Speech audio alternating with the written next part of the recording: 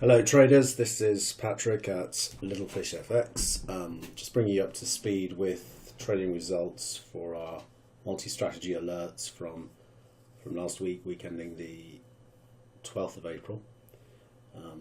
We had 15 trades, 5 trades cancelled, 10 closed trades for a net loss of 136 pips last week.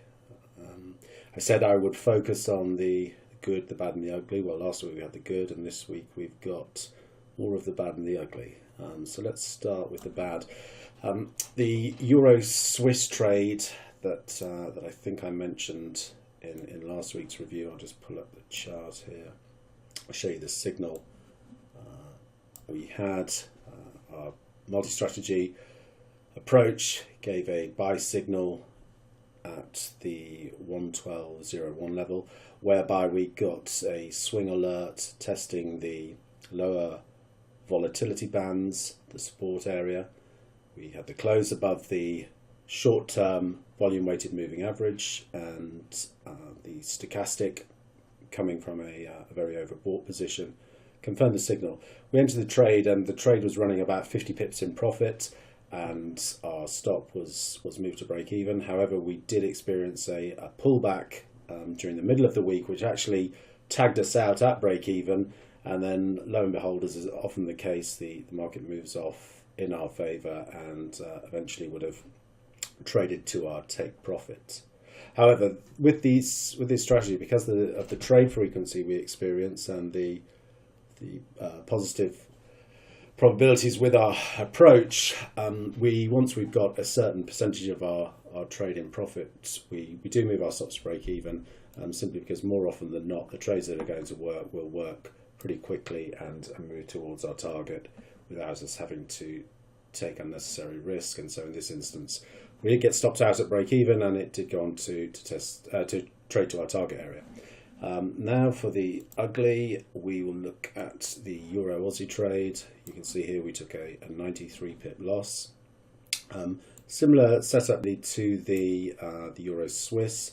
We had prices testing the lower volatility support area, the daily stochastic below the 20 level, signaling a potential stretch to the downside. And then we had this bullish outside candle closing above the near-term volume-weighted moving average, confirming our entry. We entered the trade. The trade immediately pulled back against us. The trade went in our favour and then pulled back against us.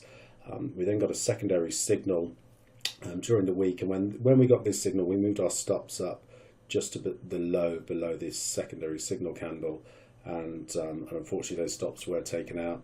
Prices traded lower to test below the low of the original signal candle. However, we did get a third signal in this pair, and again, using a tighter risk-reward parameter as the trade moved in our favour. Again, I think we were up about 40 or 50 pips at one point. The trade management software kicked in, and we were taken to break even. We were taken out at break even, and the trade continues to rotate within this signal candle. So this is still a potentially live signal for us, and we'll watch how the price action develops this week and see if we get another opportunity. So as I say, down 136 pips last week, but on the month so far we've got 163 pips in the bank. We have 3 pending orders in play at the moment for crude oil, British pound and the New Zealand dollar. So we'll see what this week brings, and we'll bring you an update for the end of next week. Thanks very much.